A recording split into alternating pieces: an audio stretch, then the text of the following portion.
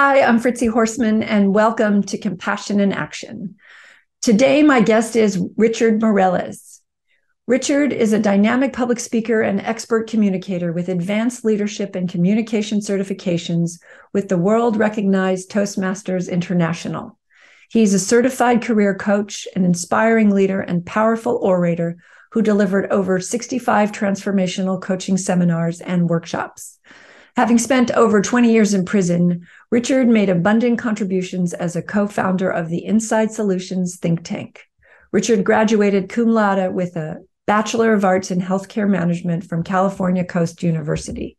He has an advanced certification as an alcohol and other drug counselor who received a certificate of recognition from the California State Senate for his contributions to the recovery community. He's a graduate of Initiate Justice's Institute of Impacted Leaders and has spoken as a criminal justice reform advocate at the California State Capitol on 5 separate occasions and has conducted 90 legislative visits. Richard is also the only known incarcerated person to earn the status of associate trainer from John Maxwell's Equip Leadership. Richard was found suitable for parole at his initial board of parole hearing and was released in March of 2019. Today, he is the director of outreach and engagement at CROP Organization and host of the Prison Post podcast. He trains transformational personal empowerment seminars in carceral settings, community colleges, and to leaders of nonprofit organizations. And now my conversation with the incredible and unstoppable Richard Morales. And what is your title now again? You changed your title again. I'm kind of the crop guy who, some policy work, go into prison, train our coaches, podcasts, digital marketing. So it's kind of like the guy who, he, I don't know. I don't know what you're the but face of crop, basically, right? yeah, later on when we can do like tours of our locations, I'll probably do those and just I say this with humility. I think the ability to, God-given ability to connect and with people quickly and network and be authentic and as a natural expression of who I am. You don't have to fake it. If I do, fake it till you make it. No, but I really felt that. I really felt your humility, but also your magnificence, right? Like how great thou art, right?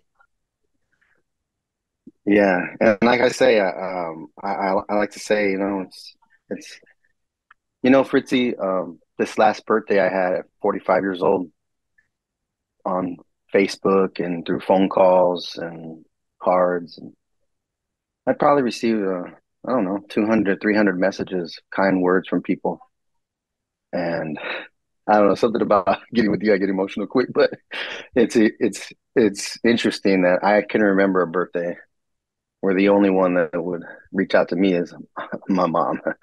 And it wasn't to come over her house for dinner because I had burned all my bridges and broken all trusts and I had nowhere to go.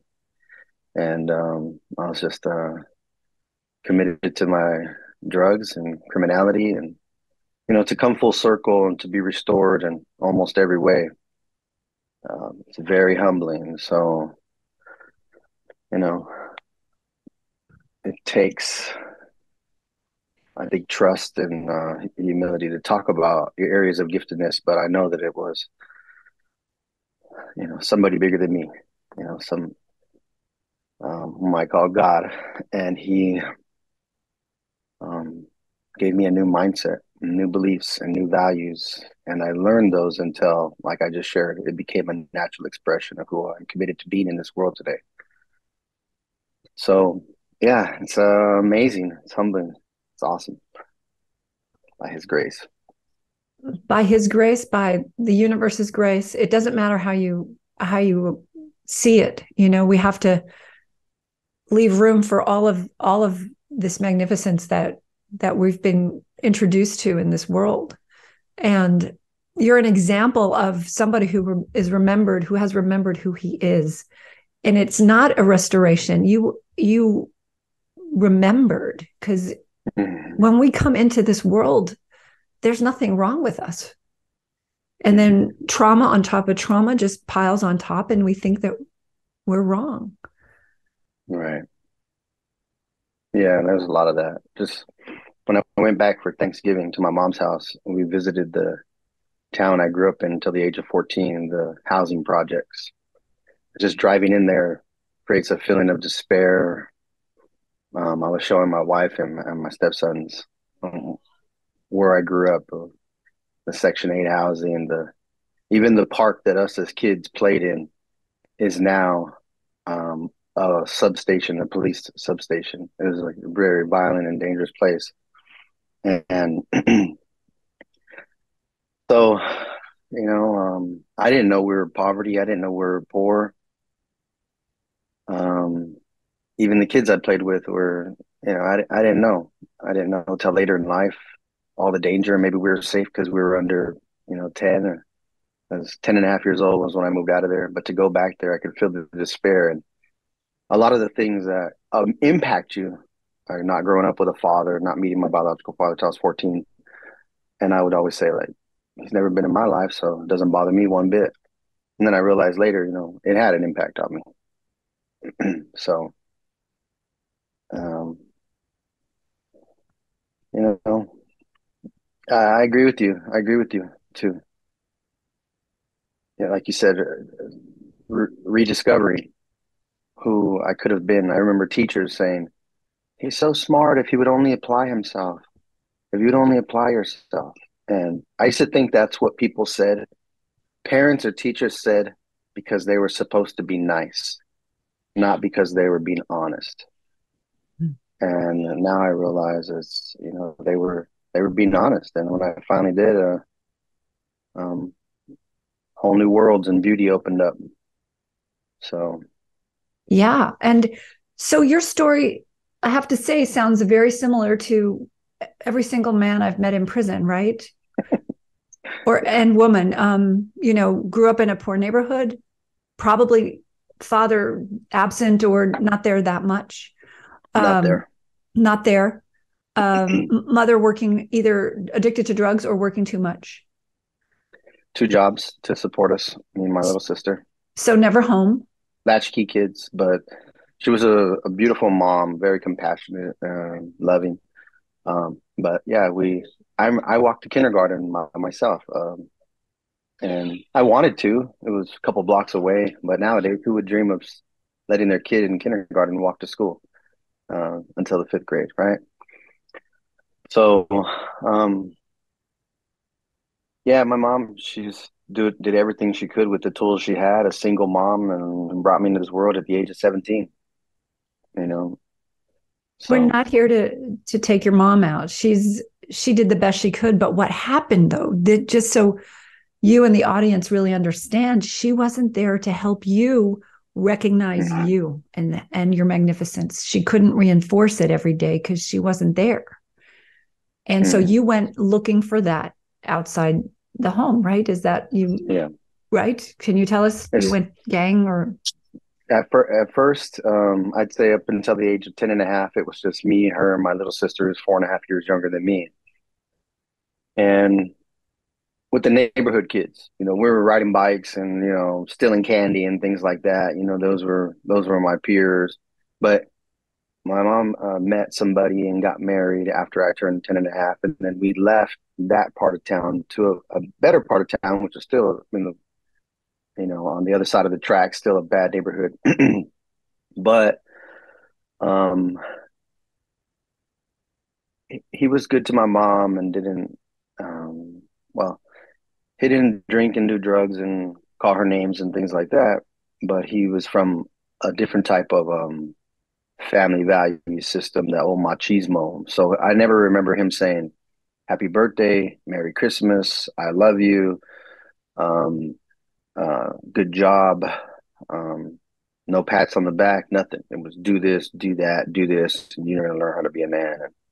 And it was all compliance. And even when I was growing up, I would sit next to my mom before he ever came around and watch TV at night, mama's boy, and want to be in the kitchen with her, learning how to cook, and just wanted to be by her side. If we went to out of town, I want to be by her side.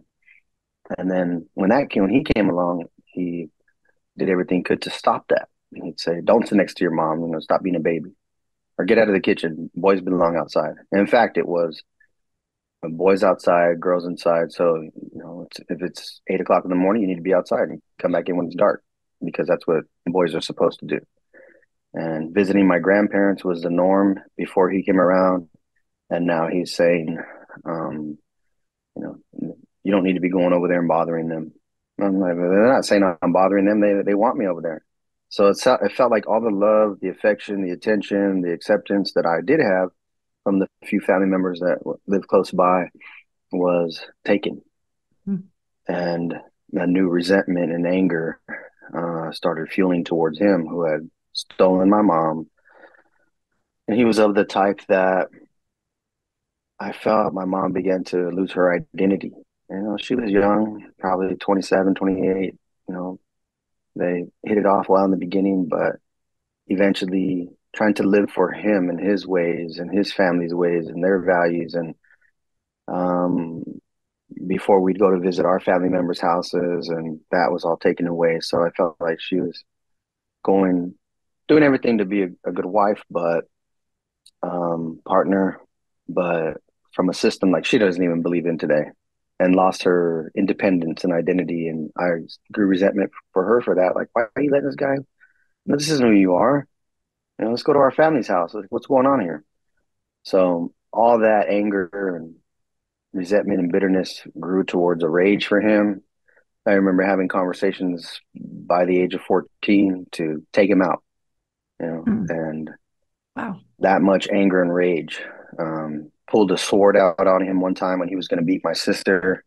It wasn't really violent, but my sister was younger when he met her, and pulled off his belt one day to hit her.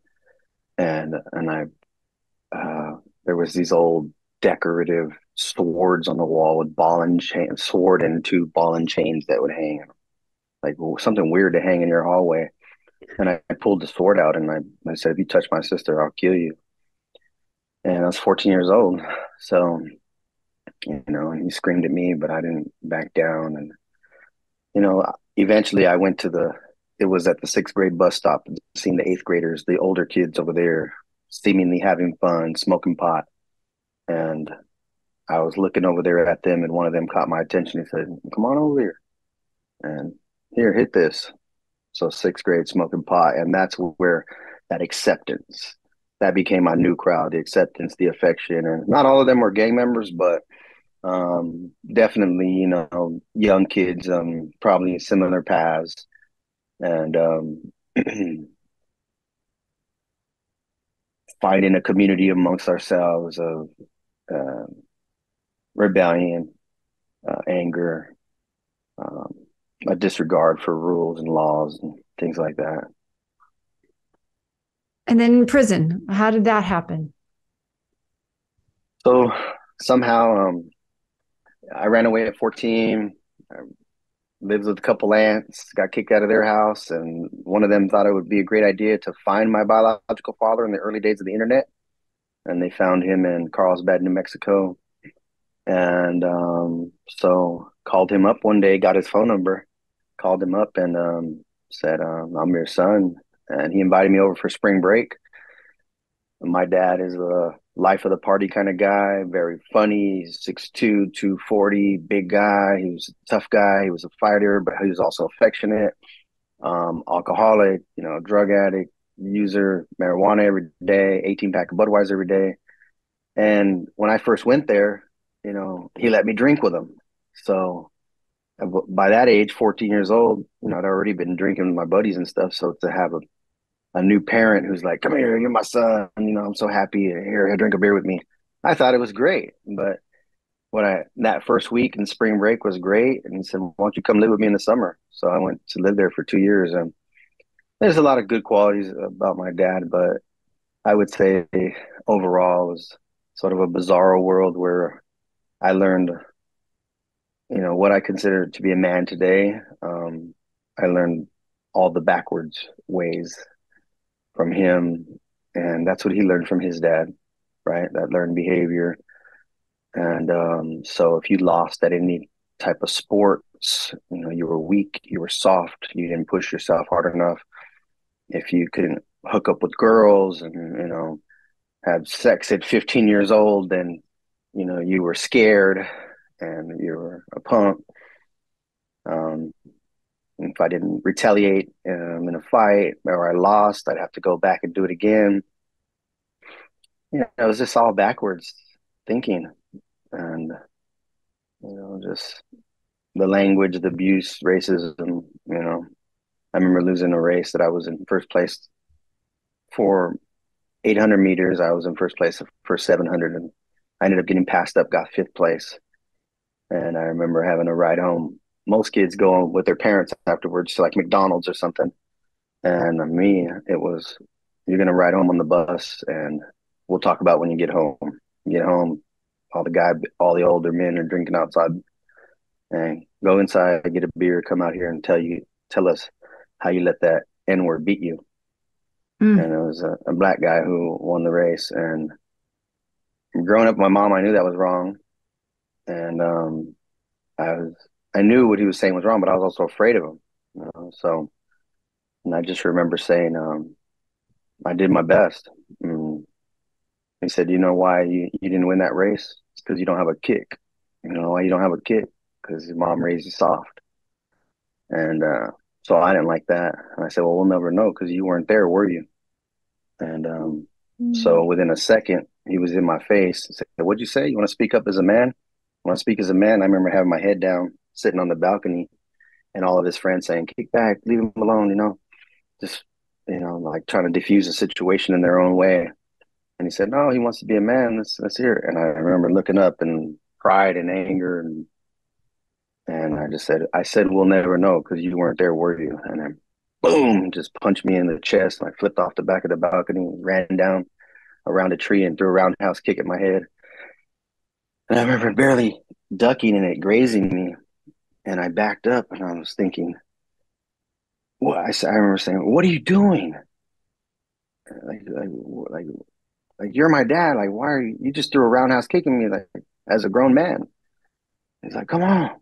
And in his eyes were, um, like he was gonna show me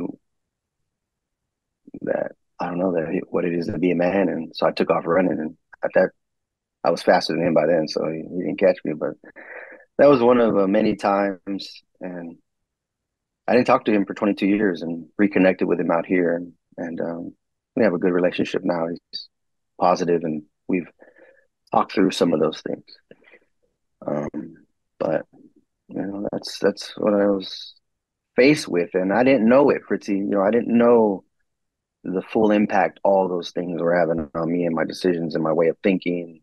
Those things that contributed to the way that my mindset was being formed. But yeah, long story short, I ran away from him at my senior year by the skin of my teeth, graduated, was introduced to back to my mom and her husband. So every weekend I stayed gone. I stayed gone with my friends. I had a job after school. I had to go to work and I worked on the weekends. But after that, I'd go stay with my friends. And halfway through my senior year, began using methamphetamines. And that was the first drug besides marijuana that I used. And I remember them saying, if you do this, snort this meth, you can drink all night. And that's what I wanted to be, the life of the party. You could drink all night. And that's why I did it. And I never stopped. And I graduated number 747 out of 777 in my class, as my grandma says, by the skin of your teeth. And I don't know how I did it, but I was the first one in my family to graduate. After school, my stepdad said, "You got to go." I go and start working as a server at a sports bar. I'm drinking there. They don't know that I'm under 21. I'm playing it off like I'm 21. One of my uncles tells me, "You're headed nowhere fast. You're, drinking and drugging. You ought to go to the military." And so I go to the military, thrive there for a while, graduate from boot camp, graduate from electrician school. And then when they ask you, where do you want to go? I should have said Germany, Ramstein or Frankfurt or, some other country or something. But I said California. I came back to California where I was close to friends, and I went back to, the mud, and I went back to the drugs. And after about 2 years, I was separated. And I didn't tell my family because like the one thing that they were maybe proud of me for other things, graduating, some other things. But I I was so ashamed of getting kicked out. I didn't tell them, and I just gave myself over to drug dealing and using and partying, and eventually, um, through robbing and stealing and a litany of crimes, just got myself 25 years to life by the age of 20, and I spent um, from the age of 20 to 41 incarcerated. And then while you were incarcerated, you had an epiphany, right? Something happened. Can you tell us Yeah, about that? yeah, certainly. You would think that 25 to life at the age of 20 is, most people think that's a wake up call. Like, you need to change your life. Look, you're 20 years old and by the time I hit the level 4 Calipatria, 1998, 1999, you would think that would be enough for someone to want to change. And it wasn't, because all I knew was I wouldn't, before Prop 17, my board date wasn't until December of 2021. And here I am in 1998. And I remember my coach once saying, when you're in survival mode, the only goal is to keep the spacesuit alive. As if you're in space, you cannot let nothing happen to that spacesuit. Mm. And here I was in a whole new world. I remember one man being killed on the yard within 2 weeks of me being there. And they had cameras in all the buildings. And everybody, they said, yard down. We all had to lay on our stomachs. They checked the camera and they found the guy who killed him. And then they took him and the dead person off the yard. And then they said, resume yard. And everybody gets back up and goes back to doing what they were doing. Um, that was terrifying for me internally, and I began to put up masks. So I was from Southern California, so I played the part. I played the part, fake it till you make it, go along to get along. I'm gonna do whatever it takes to fit in. And my cellie at the time was one of the shot callers. He had a lot of drugs. We ended up going on an 8 or 9 month lockdown, and he had a lot of heroin, a lot of cocaine, a lot of meth, and for the first time in my life, he wanted someone to get high with, and I acquiesced, So next thing you know, he's injecting me with heroin, and I was too scared putting the needle in my arm myself, but turned into a 9 month run of probably using heroin 3 times a day, the needle. And sometimes we do Belushi's and cocaine and meth at the same time, along with the heroin. Or there'd be times that I have 10 holes on this arm, 10 holes on this arm from doing, it was an all meth day.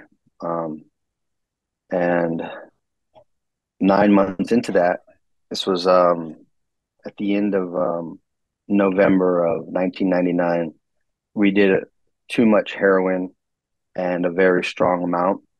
And we were near death in the cell. He was laying on his bed, turning blue, a big guy, and he was saying, when someone does heroin, it does something to your voice. They talk like they have a frog in their voice. It does something to your vocals. And he was just down there saying, "Don't let me die, don't let me die," and laying on his side. And I did everything I could to get on the top bunk, to my bunk, and I'm leaning over the top bunk saying, "Are you all right? Are you all right?" And what's going through my mind is, you're both going to die in this cell right tonight. I would feel my heart, and normally, your heart, you can feel your heart, and it's doom, doom, doom, doom, doom, doom, doom, doom, and my heart was like, boom, boom. And in that moment, I felt real fear. I started seeing my grandparents, my parents, a lot of the happy moments of life, and the words that went through my mind, I could hear them like they were yesterday. here it is. You're going to die as a drug addict in prison. You failed your mom, you failed your sister, you failed your grandparents, all the people that loved you, society. You turned your life into a mess and caused harm and brought harm to the world. And here's your consequences. You're going to die as a drug addict in prison. And I laid there and I said, please, God, don't let me die as a drug addict in prison. Don't let them call my mom, but tell her that I'm, you know, you're going to have to pick up your dead son. I said, just let me live. Please let me live and I'll change. I'll do whatever. And I had no clue what that meant. I had no clue. Fear was real there. Fear was tangible there. Um, and we woke up the next day, it was 8 hours of that, 8 hours of agony through the night. And sick the next day. And I told my cellmate, I'm done. And he said, come on, man, you ain't done. That was just a strong batch. And I said, no, I'm done. And he's like, what? The first thing he said was, you better not be bringing no Bible in here. Don't be bringing no Bible in here. You be out of here. And I didn't even say that, you know. Like one day I wanted to read the Bible or have a relationship with God, but I didn't say that. I just said, I'm done.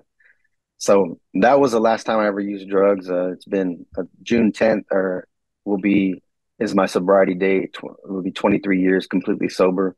And November, this past, I was 24 years and no drugs. And I relapsed one time with alcohol at another yard, and that's another crazy story. But after that, I was done for good. So doing 23 years, I love who I am sober. But that was my first major um, new decision that I was willing to plant my flag on for the rest of my life. There's an author, his name's Chris Wilson. He wrote a book called The Master Plan. And he says, rock bottom is a choice. And once you decide that's as low as you're going to go, there's only one way to go. And I that's like up. that. Yeah. I like that. I used to think of rock bottom as like layers. But yeah, it is a choice. You don't have to go that far. Please don't do 25 to life and almost die in your cell as a heroin addict. Make some changes, please.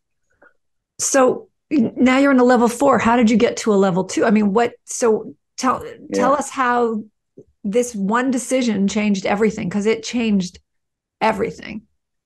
Well, the point system was a lot different back then. It was harder to get to a level 3. But thankfully, I only went in with 54 points. 51 could get you to a level 3. And I went and talked to the counselor. I said, I want to go to a level 3. And I'd been there probably 9 months. And thankfully, the counselor was like, well, you can't. You have 54 points. You have to wait. And there's no jobs back then for somebody on my custody levels, like close A, close B. It's all changed now. It's a lot easier to get jobs in the system. But back then, you might go 5 years. I remember going like 8 years before I could get a job because there wasn't jobs available. So, or vocations or rehabilitative programs. So, long story short, she says, well, did you graduate from high school? I said, yeah. She said, well, get your high school diploma and I can take a point and a half off. I said, I was in the military too. She's like, do you have your DD 214? No, but I'll get it. So I asked my mom, she got it sent in, and within a month, I was able to get my points dropped to 51, and then I was on my way to Old Corcoran. And Old Corcoran was also a violent place, but I was 20 going on, I was almost 22 years old when I went there. And I remember going there and telling them, I may have lived here in San Diego. I was a resident, born in Bakersfield, but I'm no longer my life. I'm going to change my life. I'm changing my life. My life's with God. And so I'm not going to go by the rules. No, you're going to go by some of the rules. But okay, so don't let us catch you fighting, drinking, gambling, pornography. Don't get in our business. If another race jumps on you in something, that's on you. You have no support. Basically, go over there and do whatever you want to go live your life, but we'll be watching. And if you make one mistake, will come for you. They're gonna 2-on-1 or maybe stab you at the worst and try to kill you. So, to a lot of people make fun of people who find God or begin to practice some type of faith while incarcerated. But let me tell you, it's a dangerous thing, because if once you make that commitment, out here you can go and you can say you're a person of faith and go to the bars and do whatever, and you could live a secret life. No one's going to know. There's not the consequences of death. So in there, it's dangerous, and so the whole jailhouse religion thing is, some people that they make fun of that, or he found religion in prison. No, I didn't find religion. I found a relationship with someone who loved me and cared about me. Well, they say, well, you were brainwashed. Well, I needed my brainwash. I was jacked up. So, but I found in the words of the Bible, began to read the Bible, made some goals. I never finished a book before going to prison. Before I left, read almost 750 books and maybe another 80 college books. And I made a goal to read the Bible 40 times, and I started reading, and I read about Jesus. And I remember his life. They would say, he looked on the multitudes with compassion and he loved them. And deep down, I had that love for my mom and for my grandparents, that they were compassionate, they were empathetic. And what I learned was, at some point, I cut off empathy and compassion from who I was being in the world. And I wanted that back. I wanted the empathy and compassion of Christ and the way he lived his life. And he loved people and he didn't judge people. And he served people and he met their needs. And I read about him in the New Testament maybe hundreds of times because he was the model. And I never read anything like that before. I never read about someone who lived so sacrificially. And I read other books too, like Dr. King. I remember him saying, he was assassinated, and we know about his work in the civil rights movement. But the one thing that stuck out to me in reading about him and other leaders like Gandhi, so he says, when they give my eulogy, tell them not to talk about my 300 or 400 awards. Don't tell them that I was a drum major in college. Tell them that I was a drum major for justice. Tell them that I tried to love somebody, and that was antithetical to the way I had been trained. If I wanted something, I wanted to brag. I wanted to rub it in. I wanted to look at this, look what I did. And these men were doing things to not be seen, but because they really love people. So that's it. Yeah. And also, but here's the other part of this, which I'm all for, not the ego doesn't need glorification, but we also have to remember that we are glory. We are we're glorious. And to deny that is also a lie. Mm-hmm. So we have to ride this. There's this fine line we have to mm-hmm. ride of remembering we're spiritual, phenomenal beings. Mm-hmm. And especially for people in prison, they need to remember this first before we can start walking and serving and bowing our heads. We have to pick our heads up first. And so I commend you. And Gandhi said something like, my goal is to be as invisible as possible. It's not about me. It's about what we're doing here. It's about love. And I get that. And for people that are traumatized, we all need to be seen. First and foremost. That's like the first thing. And so we have to also recognize each other's glory and magnificence and what we've done. So when I compliment you, it's not because I want to puff you up. It's because we need to see you. You need to be seen. I just share with you like the first part of where my transformation began. And then I met a person named Daniel Tacchini and his wife, Eileen Tacchini, and they're master trainers and coaches. And sort of like in the vein of the Tony Robbins or, neuro-linguistic programming, phenomenology, Christian existentialism. And I remember they were taking us through a 200-hour training program to become transformational coaches. And they wanted to find like the influencers of the prison to choose. And I was one of 8 people that in our cohort that they chose. And they only did 3 cohorts. So at the time I was president of Toastmasters. I had just got my AA with a 4.0 valedictorian and began speaking, doing things outside of the box. And I was getting a lot of praise and getting a lot of certificates and, like trying to be the head of my class in 2000. This was before 2009. And it wasn't to get out because no lifers had got out yet that I had ever saw, so I had just stepped into my transformation and now I'm getting all these kudos. And I went, and when we did this training, we had to do it on film it was 2.5 hours on film in front of the room. You train a part of the manual for 20 or 30 minutes and live and in the moment. And then they'd give you 2.5 hours of feedback on your way of being, and they'd go deep. So I remember I went last because I wanted to prove to them that I had value. I wanted to prove to them that I was worthy. I wanted to prove to them that, like, look, I can get out one day and make an impact in this world. There goes my wife. Hi, Brenda. So, and so I trained part of the manual, and there was this chart in there in the book. And I remember them saying, be creative, make it your own, share your personal stories. And so I did that, and I changed the chart in the manual. And I remember his wife was flipping through the manual in my feedback sessions. She's saying, where's that chart? Where's that chart? And I was like, it's on page 68. And she's like, goes to page 68. She says, no, it's not. No, it's not. That's another chart. And I said, well, you guys said be creative. I was creative, and I changed it. I made it better. She said, my husband had trained this manual over 100 times, and he's never changed that chart. He created a chart. So where else in your life is this showing up? Why did you do that? So I got defensive and angry, and not angry, but like defensive. And I said, man, I rewrote this curriculum 3 different ways, 3 different times. And I remember Dad saying, let me see those.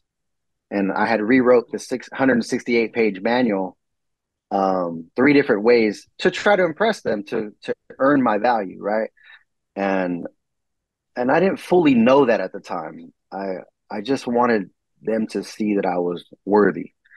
And so Dan, they were kind of joking about it. Eileen was kind of like the bad cop, and Dan was the good cop. And he said these words. He said, after he saw that, they said, did anybody else do this? Did anybody else rewrite this manual 3 times? No, nobody had even done it once.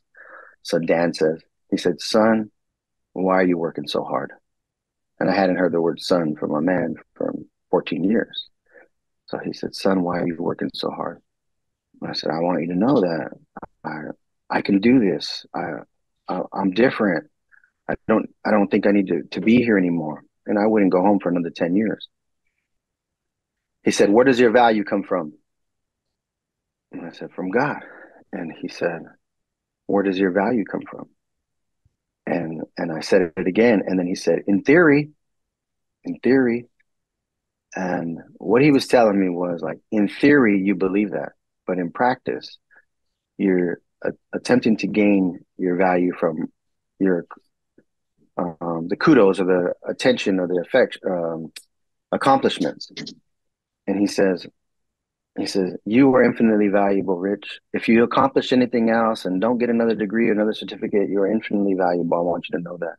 He said, work hard in life, not for your value, but to own a home or to be a good husband or be a good father, have a career that you want, but don't work for your value because you're infinitely valued. Learn how to receive, an attaboy, or like you said right now, Fritzy, like a congratulatory word or a pat on the back or a word of affirmation, in a healthy way without connecting it to your value. And that was a powerful transformational moment for me. Probably the most powerful in prison. And after that, I said, I am not trying to prove anybody wrong anymore. I mean, I would send degrees home, and my grandma would put them on her refrigerator. And I remember cousins who had never done half of what I'd done by now, they would say, well, that's good, Grandma. That's good, Nana. But we'll see what he does when he gets out. And that would infuriate me. I would say, I'm going to get a master's degree and show up with a BMW and $100,000 a year job. And then you're going to believe that I've changed my life. And after that, after Dan shared that with me, I said, I'm not doing that anymore. If people choose to believe me, great. If they don't, great. I'm not gonna live my life trying to prove that I'm valuable to people no more. So I do receive what you're saying. That's the point. But it's still tough because of the judgments of the world. If want to come across as arrogant, and I represent a beautiful organization, and I don't. I'm cognizant of you know there's a lot of hatred in this world, and I want people to say, well, those guys at Crop are a bunch of arrogant people. We're not. We love people. That's the heart of our org. Yes, but this value, this inherent value that you've just shared with us, is such a powerful story. And I hope everybody listening to this really takes this in, because you don't have to do anything to be valuable. Just being here is enough. Mm-hmm. But you're enough. Yes. And we have a lot of work to do, right? Mm-hmm. We're still excelling and succeeding because that's kind of fun, right? Isn't that what it's like? This is fun. Yes, I'm fantastic. Yes, you're fantastic, and look what we're doing. Like, just look what we're doing. So how did you go from living with a shot collar, moving to Corcoran, level 3, and then suddenly you're doing all these things? And we haven't even started with everything that happened at CTF. So right.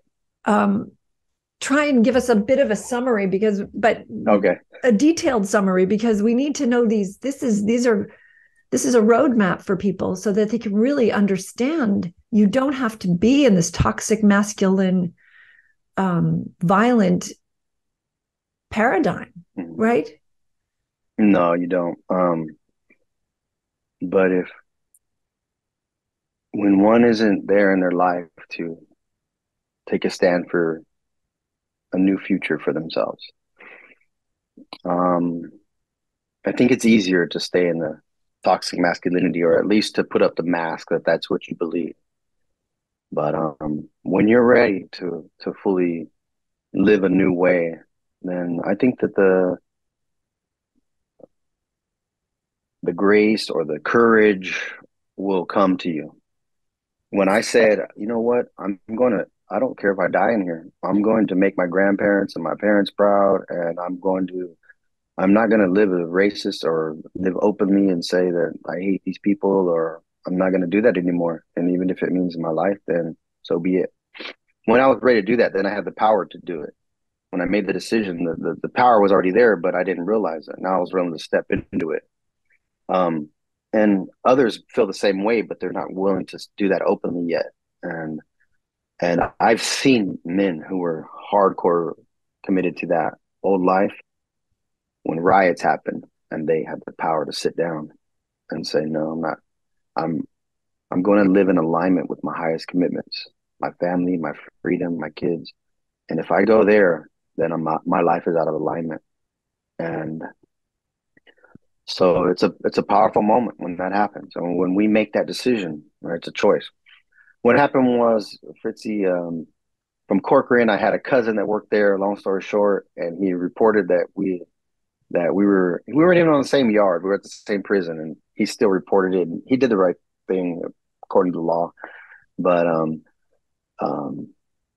so they shipped me to New Corcoran. And in New Corcoran, I was there 1 month, and there's riots that got us locked down, full tear gas and the whole bit, locked down for 10 and a half months. On those 10 and a half months, I immersed myself in studying from 6 a.m. till 3 p.m. and doing any correspondence course I could get my hands on, just reading books and reading the Bible. And I had a cellmate. For Southerners, you're not supposed to sleep during the day. But if your celly's solid enough not to tell on you, no one's going to know on a lockdown. So this guy would sleep till like 1 o'clock, but it was a blessing to me because it was just pure silence, like a monastery in there, just to study. You don't get that out here anymore to read, from 6 to, and then he had a bad attitude from like 1 to 3 o'clock till he had his coffee and some lunch.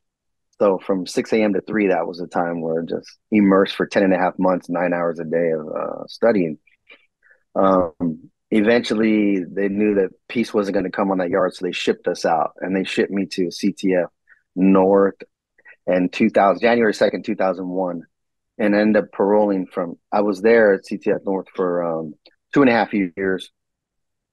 It was a level 3 at the time.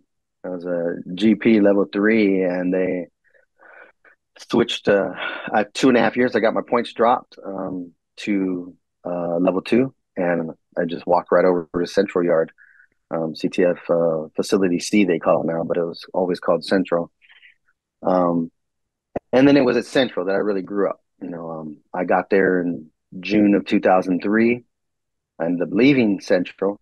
I was there 18 years, 2 months, and 2 days. So I saw R&R January 2nd, 2001, and I walked out March 20th, 2019. But at CTF Central,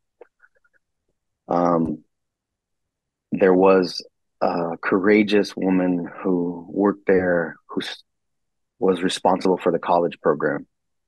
And there was like 7 people going to college. And that was one of the goals I made on that lockdown. I want to go to college. Those teachers when I was a kid, if you only apply yourself, I liked teachers. I thought teachers were amazing people. And I was like, maybe one day I can be a teacher of some sort. And I didn't know my calling or area of giftedness much, but I just thought, I got to go to college because maybe I can be a teacher someday of some sort. And so in 2005, I started the college program. I've shared with you in the past that at CTF Central, when I got there in 2003, there was one AA meeting in the cafeteria or chow hall a month. That was the only program. Maybe in a year, there was a veterans group that I went to be a part of and did the flag folding ceremony. But I just said, whatever I can be a part of, I will. And then through going to college, started finding the people who were living truly pro-social lives. And there was a handful of maybe 15, 20 people. And it was us who said, well, let's create CGA. We didn't create CGA, Criminals and Gang Members Anonymous, but let's get the materials and start a CGA here. Let's start a Toastmasters here. Let's invite other organizations to come in here. Let's invite victim impact organizations, 5 mothers of murdered children to come in. And we just started finding ways to bring life and rehabilitative programming there, and the college program. And so that was the first half. And I continued to serve in the chapel as well. And in the I was over the education department in there, so allowed to teach classes in there. And then 2010 came, and that's where I met the CROP organization guys. We all had come from other places to come here. And at that time, I was kind of like one of the, valedictorian, kind of like maybe one of the, at least for the Mexican, there was no other Mexican guy doing what I was doing, but cream of the crop. And I met these guys. They're all smarter than me, hands down, easy. The Ted Grays, the entrepreneurial thinker, the Jason Bryan, who left with prison with 2 master's degrees in philosophy and psychology, the Matt Braden, who's never got a B in his life, whose brain is like a machine, eidetic memory. And we started hanging out through sports in college, and we started working in the college program.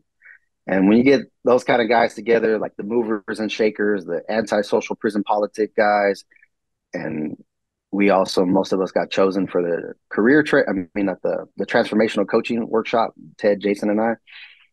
And we just formed this think tank, and it was called Insights. We called it Inside Solutions, it was the name that Ted came up with. And we had another friend named Eugene who was close with Ted, and Ted became my best friend. And we're all like family. I love these guys more than many people in my family. They are my family. Um, and we became brothers in there, a bond that is really unbreakable. It's sort of like the movie Band of Brothers. For the next 10 years, we vision casted, and at first there was these alcohol and drug programs in there, and we thought Eugene had the idea of convict clinicians. What if, and I don't like the word convict anymore, but back then that's what we called ourselves, convicts, inmates. What if we can create an alcohol and drug counseling organization here at CTF?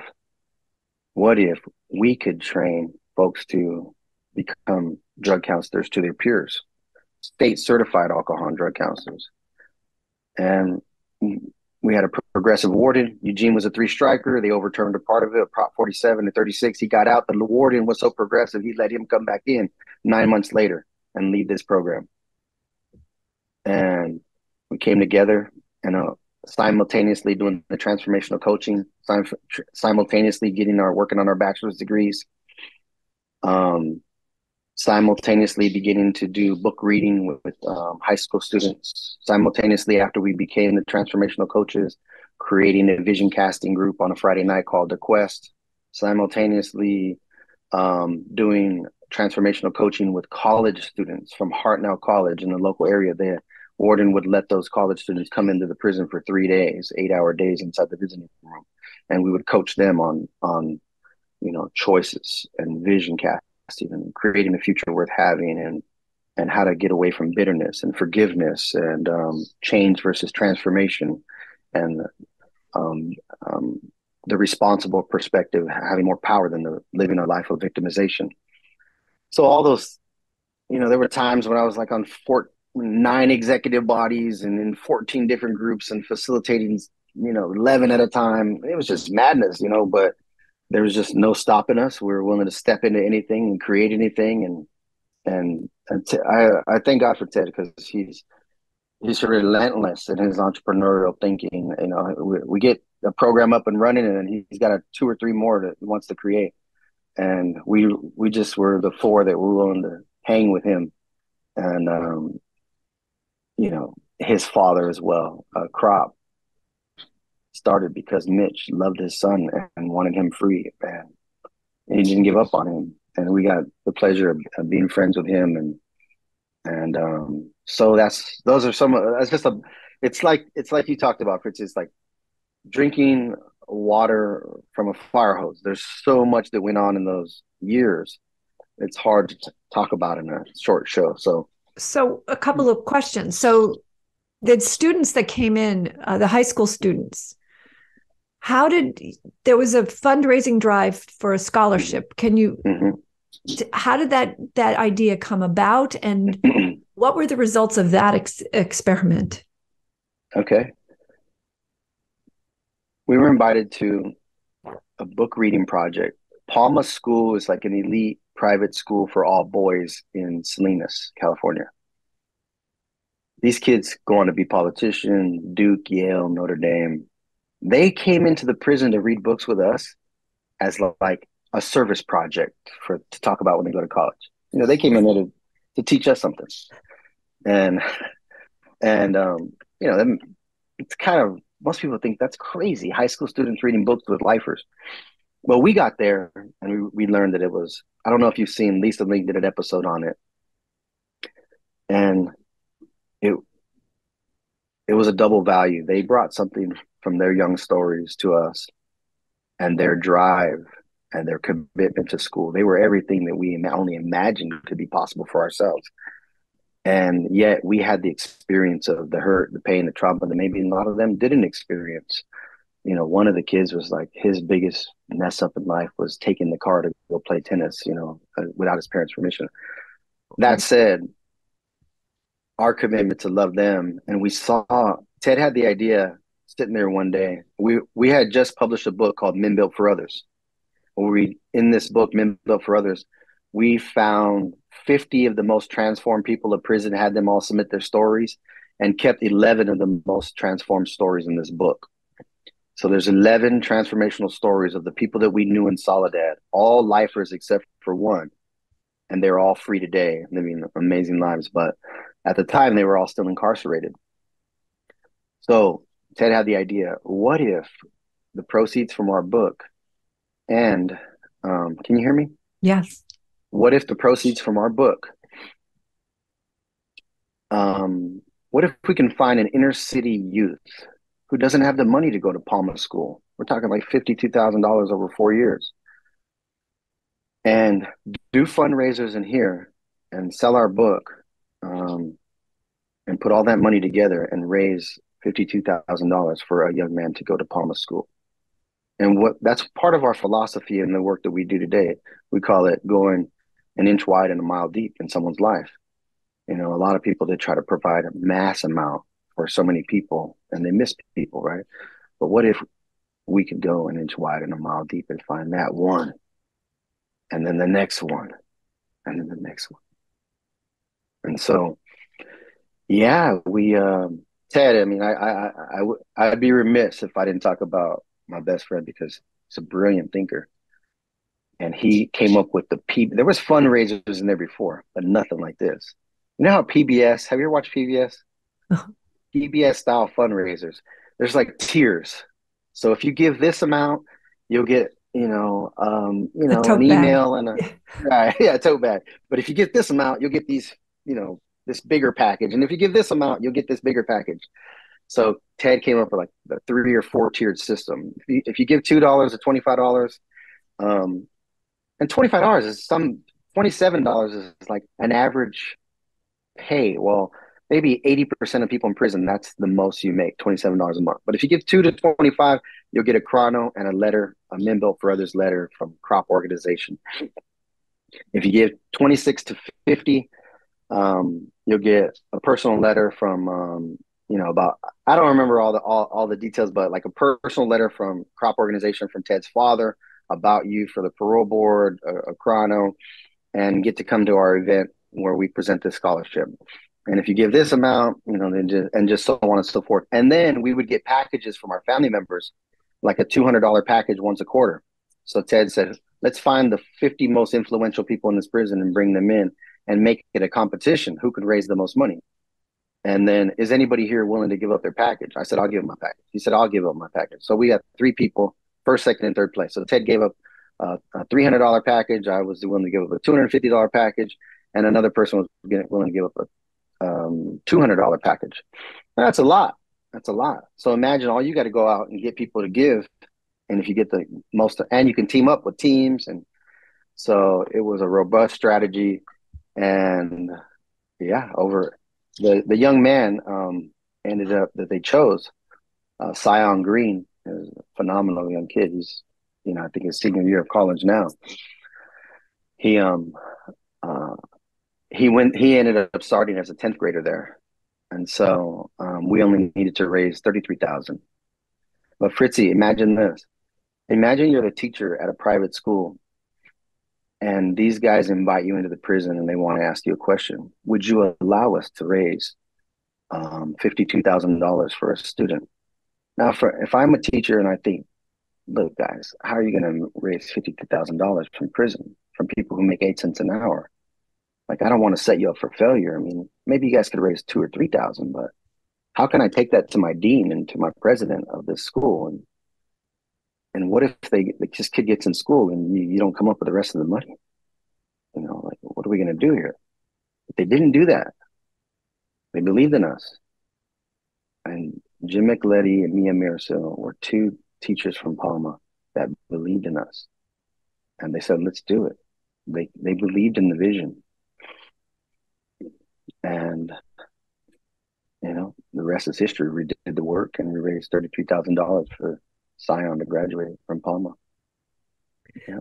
And what you actually did, though, symbolically, is you gave yourself that scholarship. You put yourself through prison, through school. That's what you did. You healed the little child that didn't get the proper parenting and the proper love and proper nurturing. You healed that by that action. Now that you say that, we were allowed to bring 100 people to the event when we presented him with his first check. I can send you the picture. I think I did send it to you I once got it. Yeah. before. And I didn't realize it till you said it now, but the men were so proud to be there to see Sion and his family receive this check, the first of many. Um, it was what no one did for us. And it was so powerful. And we gave speeches and we had music for them, some poetry and some rap. And even one of our buddies who worked in the chow hall made a cake for that night and put extra icing on it. He was about to get in trouble for putting extra icing, and we all brought coffee for Alma School came, like the students came, the families, the faculty. They couldn't believe these guys. The first check was like $6,000 something dollars. And they had cake for us, and they just celebrated this family in the gym there. The warden came and shook our hands, and I remember the person who worked in the kitchen was coming to, who is this guy who made this cake with icing? And as soon as I saw him coming in and I was the host that night, I was like, and there's the food service manager. We just want to thank them so much for providing cake for all of us here tonight with extra icing and just and they're like, oh me, oh thank you. You know, they were so they got human in that moment. And it was just a human, and it was a night of dignity and humanity. And but yeah, there was that's a beautiful that you say that. You know, Fritzy, the even more beautiful thing is Sion's mother was in a terrible accident when she lost an eye. Mm. And so she was out of work for a time. We couldn't have known that going into this. His father ended up needing a heart transplant, not heart surgery, a transplant. And he got put on a list. And he was out of work for a time while he healed, and he did get that heart transplant. Um, and they are two parents who just fought for their son. They wanted their son to have a future, you know, and play in the NBA one day. He's a basketball player. And, you know, they also brought him in every quarter to sit with our core team in the and do counseling, like counseling sessions or coaching sessions with a whiteboard. And if he was getting bad grades, we were never going to be the guys. I hate that scared straight garbage, you know, and we were never going to be the guys that say like, come on, man, we're putting all this money together for you. You know, you need to be getting A's and B's, you know, that's not us. If he's falling short, this cool. He was learning Mandarin, um, world, I don't know the classes, but I know one of them was Chinese, public speaking, and he's very gentle, soft spoken. So it was going to be a challenge for him, the new workload, and they would bring him in. I said, who else in this country is bringing their parents in with a bunch of lifers to love on him, coach him, and encourage him and motivate him? You know, who else is doing that? And they weren't. And it's he's doing great things today. So yeah. So this display of possibility and unstoppability, right? This is what you guys, you're this powerhouse team of we can do anything. I mean, you proved it to yourself in the $32,000 or the 52 whatever that amount is. You ended up putting him through the whole school, right? Through the whole 33,000, and then he got a scholarship to the Academy of Art University in San Francisco. Yeah. Wow. I mean, look what you did. What is it? 1 inch wide and an inch wide and a mile deep. And a mile deep. I mean, that changed his life, right? Mm-hmm. And it changed every man who participated in that event's life, right? Yes, we feel it's unprecedented. Yeah, but it's changed my life too, because I think about it all the time. You know, and Barack Obama, he sent it an Instagram post about it. Yeah, Twitter. And he watched the episode that Lisa Ling did on it. And when I first got out, I was able to email back and forth with her and Lisa Ling and her husband, Dr. Paul Song. And they ended up going and visiting Ted in prison with State Controller Betty Yee and her husband. and Ted's parents, and they heard about what we were doing, and they heard about Ted's story and our Inside Solutions group and our Phoenix Alliance and crop organization, and they heard about the book reading project and Men Built for Others and the training with college students. And so Lisa inquired deeper. The season 7, episode 1, prison and prep school. She did a beautiful story on the work that was being done there. And that's what she does. She goes to the different corners of the world to find those stories that no one else knows. And I can't watch I can't watch the episode without getting emotional to this day. And I've probably showed it to people 12, 15 times now. And I still see the faces of those who are there that I don't think need to be there anymore. Men who are living their lives sacrificially, selflessly. And we made a lot of bad decisions 25, 30 years ago. And I just miss them. And it breaks my heart because that they don't need to be there anymore. They can come out here and do just like us. They don't do. We're not an anomaly. Our team is not an anomaly. I know that people say you guys are special. Sure, we're special, but there's tens of thousands more like us. We're that could do anything that we're doing easy. I agree 100%. And the thing we have to understand is, why are you in prison? Like, that's the question you're saying, is why are these men in prison?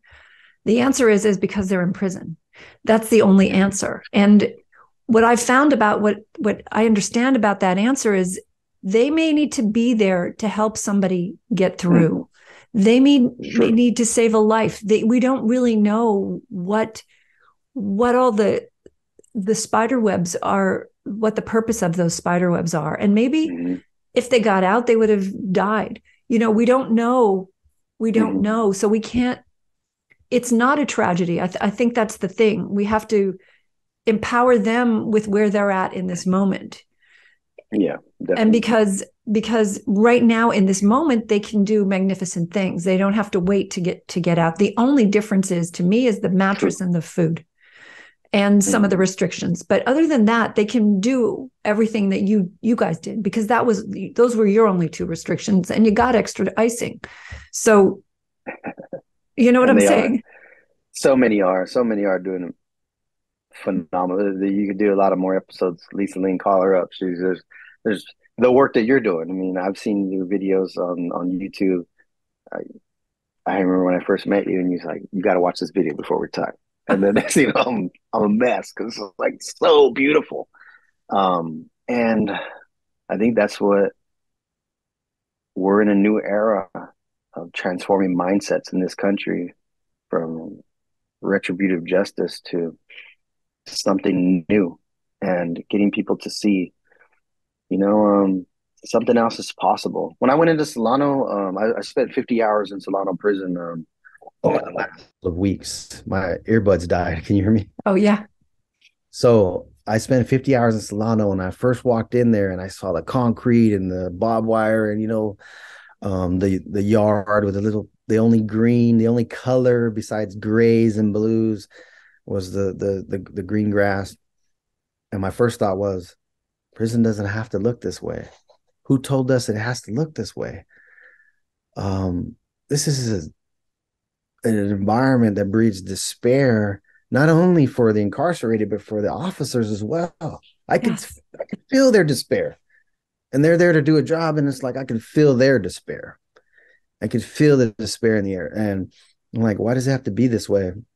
It could be something whole new if we just imagined it and chose it and made, voted on it.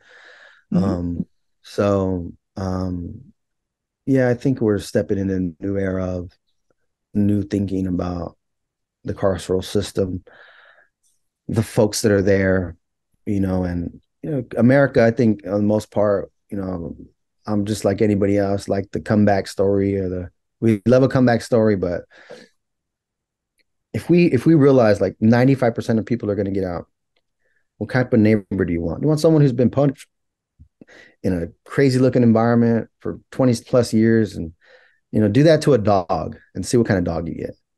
you're not going to have you're going to have a wild dog that's terrorizing other dogs and human beings. But if you treat them with humanity and dignity and say, look, let's provide vocations and education and life skills and healing for their trauma and an opportunity to vision cast for a future worth having and new mindsets that are effective and powerful and productive. If we made that available in a way where they could immerse themselves in that, look, you come out here, you'll come out being world leaders. That's somebody I wouldn't mind living next to my grandparents. So, or parents or anybody else. The other model. Speaking of world leaders, can you tell us now about all you guys are out, Matt, Ted, Jason, and you, you're all out. And you've taken crop from the inside, which which Ted's dad created.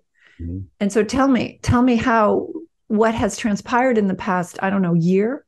I mean, what is that check that you got and then all the other money you've raised? Yeah. So let's see. I'll try to be brief. Let's see. So I was released March 20th, 2019. 13 months later, Ted and Jason were released. Maybe 9 months after me, Matt was released. He actually received 1170D. And Jason and Ted ended up being commuted by the governor, and not commuted to go to the psych or board, but commuted to time served. Ted had 40 years to life with 100% time. Jason had 26 years to life with 100% time. And they were commuted and then walked out 5 to 10 days later. And I remember having trouble finding an apartment. And, they want a 640 credit score and 2 years of a year of pay stubs and 2 years of rental history. Well, I didn't have any of that. And Ted's dad knew that I was looking for a place, and he had already hired me to start the Prison Post podcast. And he's called me up one day and says, "Hey, you still looking for a roommate?" I said, "Yeah." He said, "I think I know somebody that you might want to be roommates with." I said, "Yeah, whoever, let's do it." I'm about to be homeless here, living out of my car. And he said, "Well, your buddy Ted's coming home in 5 days." So,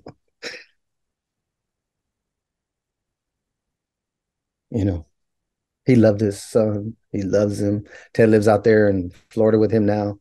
Imagine they're neighbors now, and such beauty. Father, have like I'm close to my mom. He's tremendously close with his dad, and he's married. I had the blessing of marrying Ted and his wife, but we got an apartment in Folsom, California. Up here, I'm in Rancho Cordova now, but at the time we're in Folsom. We found a 3-bedroom place. We turned that into our offices. Jason would come over, and Matt would come over. Later on, Ken Oliver joined the team, and we had different supporters, and that was our headquarters in that apartment. And so a lot of the ideas of our leadership development, we started brainstorming, and the short of it is, what's lacking out here in reentry? So much of reentry is siloed, or the organization's not working together, or nonprofits fighting for dollars, and there's vitriol in different ways. But how could we be bridge builders? How could we create a one-stop shop? How could we create a human centered, holistic program that allows people to experience freedom and opportunity to make a livable wage, and not just give them an opportunity for a gig economy job? How could we create something where they could be a part of community service and a part of a community for at least a year, a part of doing community service? Because we believe like the service, there's freedom in serving. And if a person makes that as a way of being in their life, it's just live such so much more of an empowering life, a free life.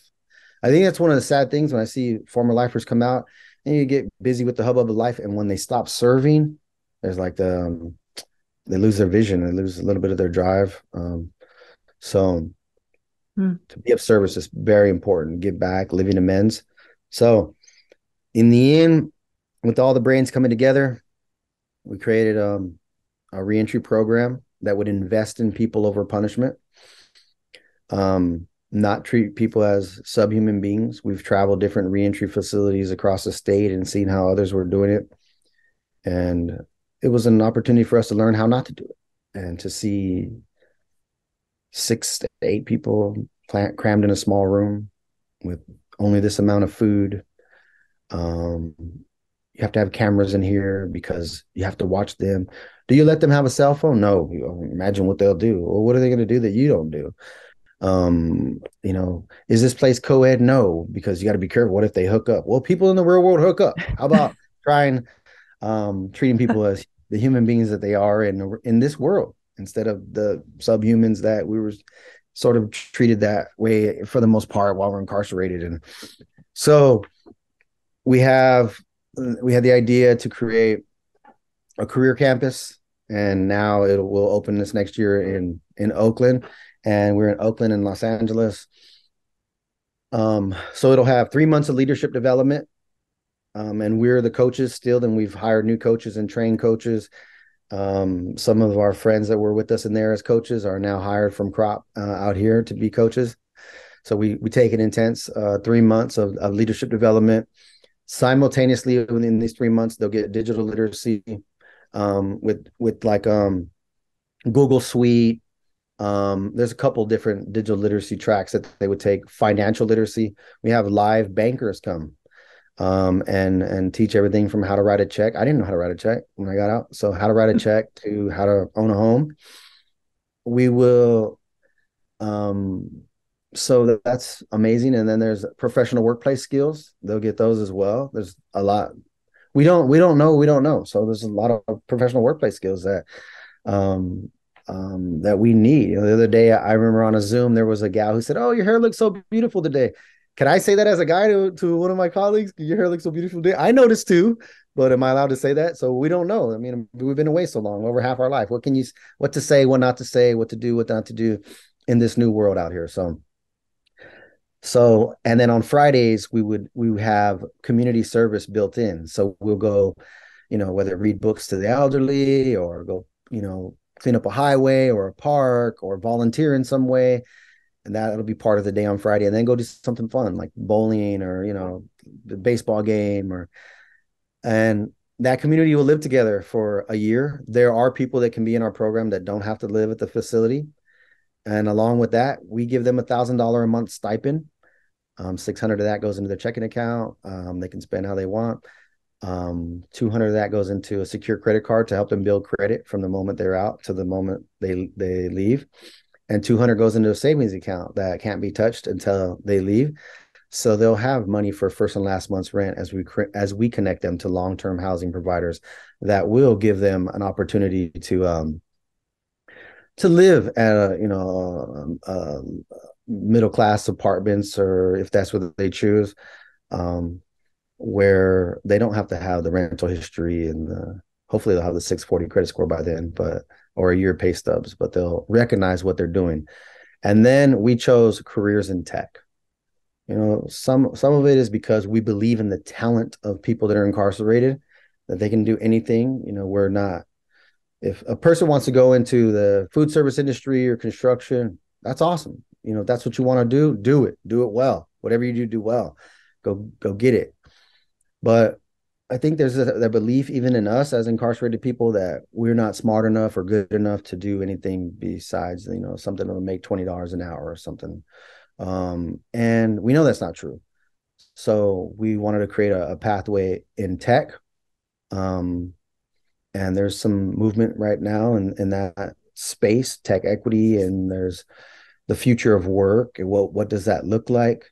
And so we found like anywhere from 2 to 4 tracks. We're definitely open to expansion, but like B2B sales.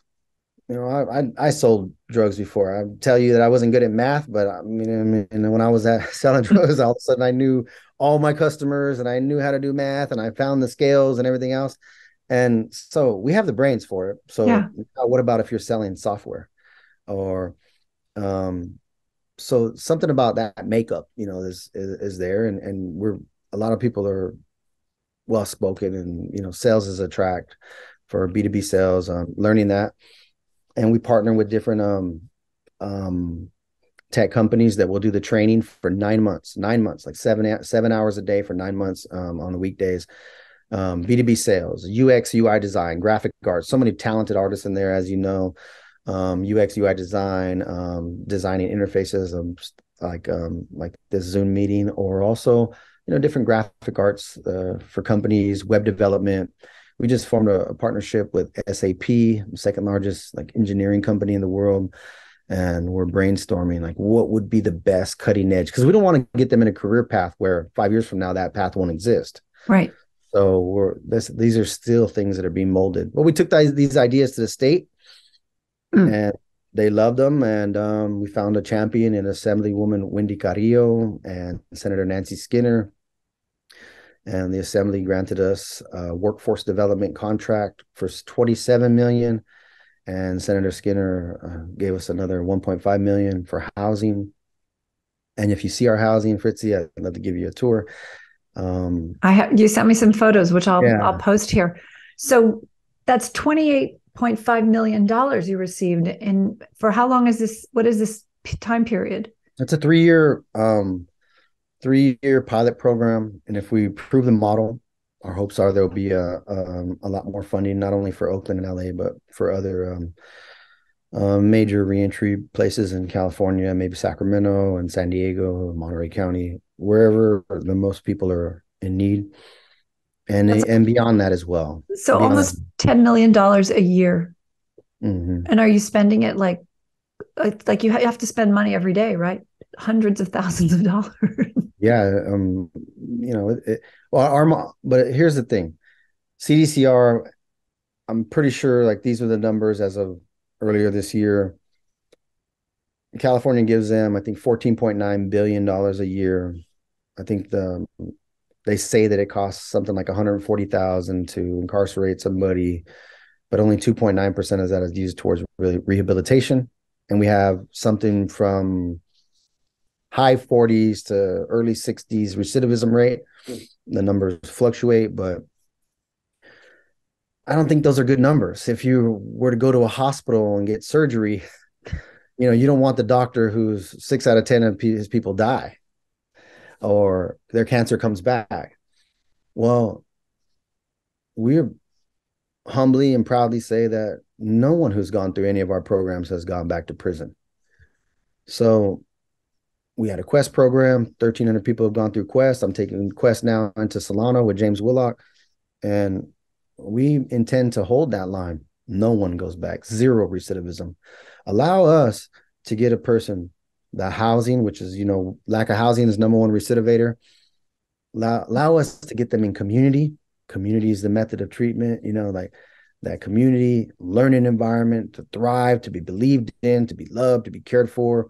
They're going to have their own room, their own bathroom, a space to have their own laptop. We're going to provide laptops, on the computer, and a belief that you can do this and graduate making a livable wage. Not only like go find your job now. No, we hired someone who does employer development to go out and reach out to employers to say, give our people a shot based on their talent. And so when that happens, something new happens in the individual. And I even saw it while I was in prison. We call it the dignity of work. If you live in the prison, Fritzy, and you see those who work in the chow hall, who have to work for 2 years before they can make 8 cents an hour.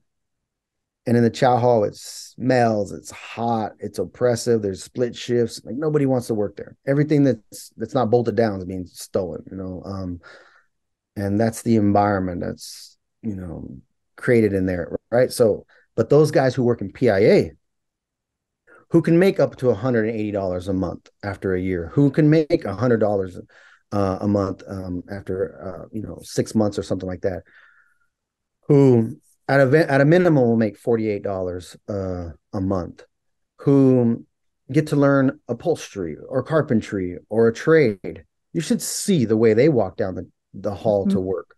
They're they're moving like this. If you ever see people walking down the hallway and they're moving like that, they probably work in PIA.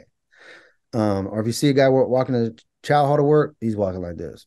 You know, you don't want to be there. There's no dignity there, right? But over at PIA, at least I can make $100. You can get anything you want in prison. You know, I can get all my food and I feel comfortable and watch my football games, or, you know, so out here it's a similar experience. I have had the ability to ask my mom, how much you guys pay for your mortgage? Well, we pay, 14 something. And then to give back and send a check to cover my mom's mortgage, because it was just an act of love that I wanted to do for them, for all that. It doesn't pale into comparison with all that they've done for me, but that experience, my sister's kids, to send my niece, who's straight A students, best grades ever in anybody in our family, straight A's. I tell her, I'll give you $20 an A, $10 a B, and she's getting me for $140 every semester. So, but to send them that money and send them school supplies, I feel good that I'm making a livable wage to be able to give back. If somebody's hurting, my wife says, "Hey, can we help this person?" Do it. Give until it hurts. If it don't hurt, maybe it's not the best form of giving. But when we give other people that opportunity to not just be having the monkey on their back and struggling with $18, $15 an hour, when we give them that ability, there's freedom there. They don't want to go back. Matter of fact, our whole thing with the leadership development is, if you have the mindset, even if they don't go on in careers in tech and they discover they want to do something else, that mindset will live with them forever. They'll be empowered. So, that's really what we're doing today. And we've probably raised $33 million in total and have 19 employees now. And we should have 40, by the end of next year. And it's doing some phenomenal work. And then I ask, why were you in prison?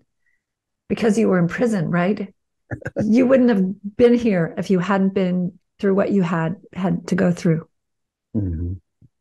So there's, we can't underestimate the experiences that we're having, mm-hmm. and the gifts that they bring. And I'm not saying everyone in prison shouldn't go home, but I'm saying, while you're here, let's make this time work. And you're an extraordinary example of using almost every minute while you were there to improve yourself and to improve the lives of so many other people.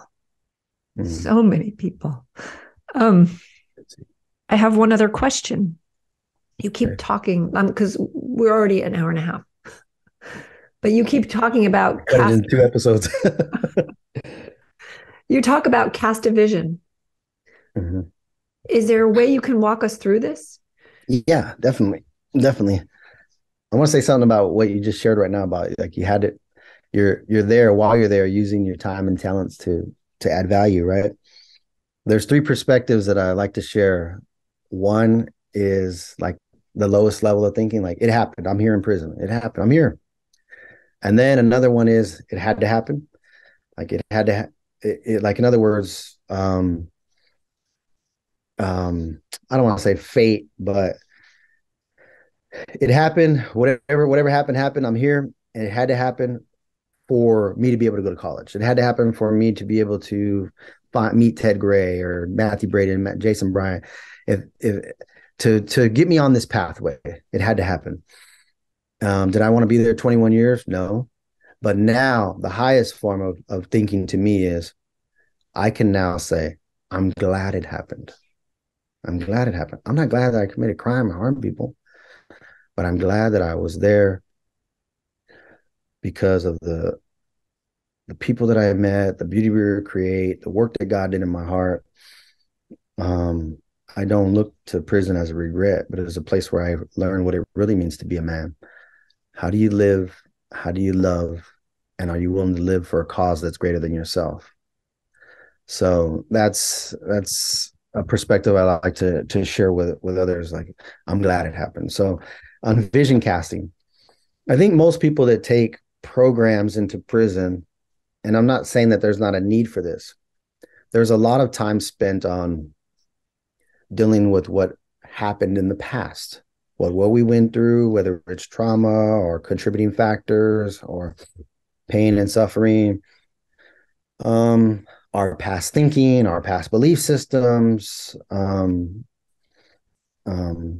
just it starts with the past, and there's value there. There's definitely tremendous value there, but casting a vision for a future worth having, or casting a vision for an unprecedented future, is the work that we do in our leadership development.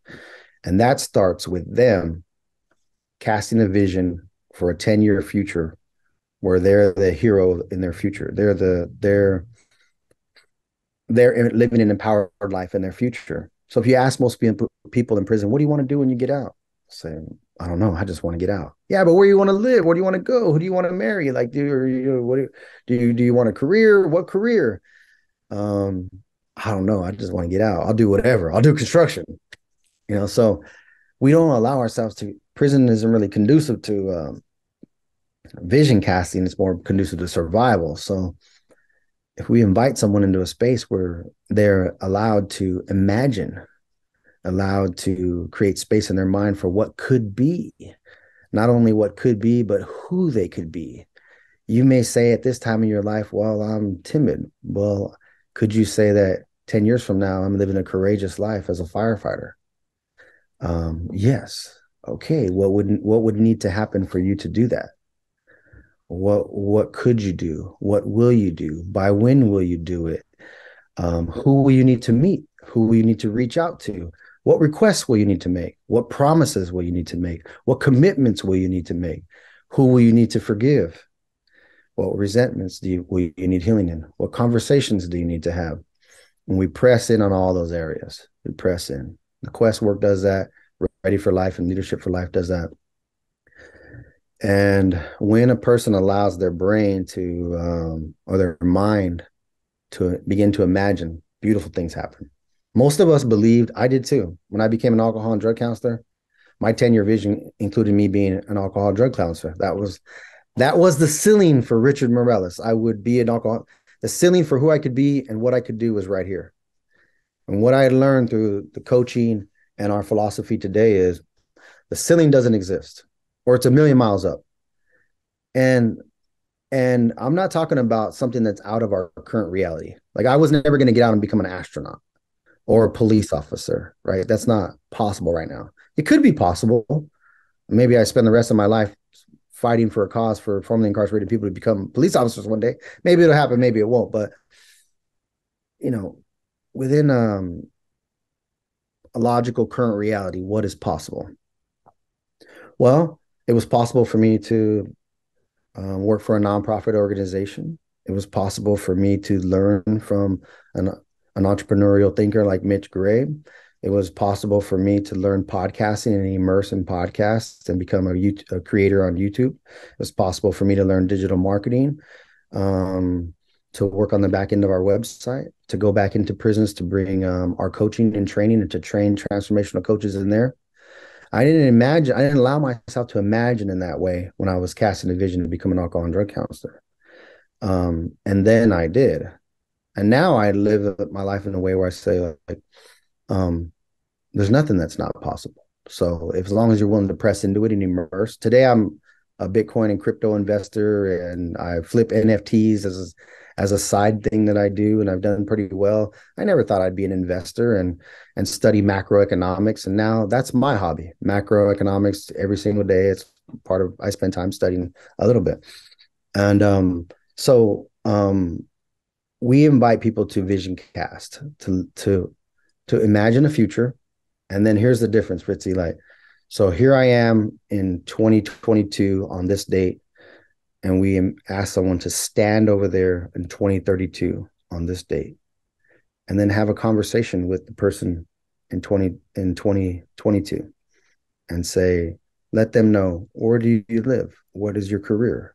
What type of character do you have? What type of relationships do you have? What kind of friend and employee or entrepreneur are you? Inform that person, and then and then call that person over and have them make decisions from that future worth having in the now. And if you live your life from those decisions, you'll inevitably realize that you sold yourself short, because you will surpass that vision probably in a few years. Our original vision was to raise 3 million in 3 years. Well, it hasn't even been 3 years yet, and it's above 30. So as a way of being, as a natural expression of who people are, to live from a future worth having by making their decisions in the now based on having that future as if they did have it. So that's what it is. And we have curriculum on it that we own. And it's that aha moment when it happens. It's phenomenal. And we've seen many people step into their visions. So how do we get this curriculum? I think we need to have this curriculum in all the prisons in California to start.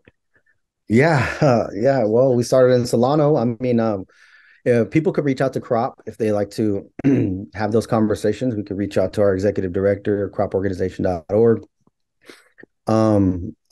We did bring this to CDCR, and they gave us a grant, and that allows us to go into Solano with it now. But we are not those who are unwilling to share and to. But those are just conversations, as you know, with that have to be had with our executive director. And there's another organization out there that utilizes our curriculum, Success Stories, and they utilize the Quest curriculum. So I want to use it. I want to utilize the curriculum. Okay. So we'll talk about this. Okay.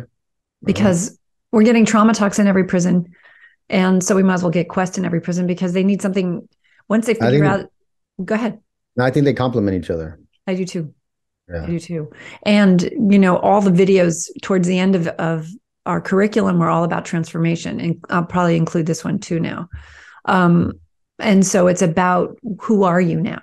Who are you? And I mean, you're one of the incredible examples of who everybody really is, if they realize it.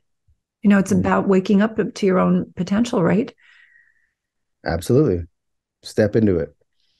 Imagine it, do it. Not in a positive thinking kind of way, but in a like it, just like, hope it happens. I don't know. There's some books out there like just call it to you. Maybe there's something to that, but our philosophy is, what actions do you need to put behind it? I had a person who made a cast a vision to make amends to everyone he harmed in his past, and his family. And there's like 15 people. And I said, okay. And then there's some accountability, right? So he'll say, okay, by when will you have the next letter? Well, first letter. I don't know. Well, if you did know, when would it be? By next Friday. Okay. So next Friday you'll have it. Okay. Everybody hear that in the small group? Everybody hear that? Yeah. All right. So is that a commitment you're willing to make? Let's look at what a commitment means.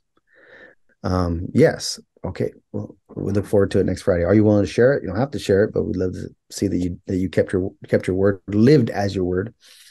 And so that person would bring it and then read it. And then now, would you like help to mail it out, or would you like someone to go with you, or put that in the mailbox so we can insure it to help you stand with you as you keep your word, or do you got it? We trust your word to do it. And a few times of doing that, and people realizing after 3 months of the Quest curriculum of getting that opportunity, it's powerful for them, because most of us have never cast a vision and then made the decisions to see it happen. And it's life-changing.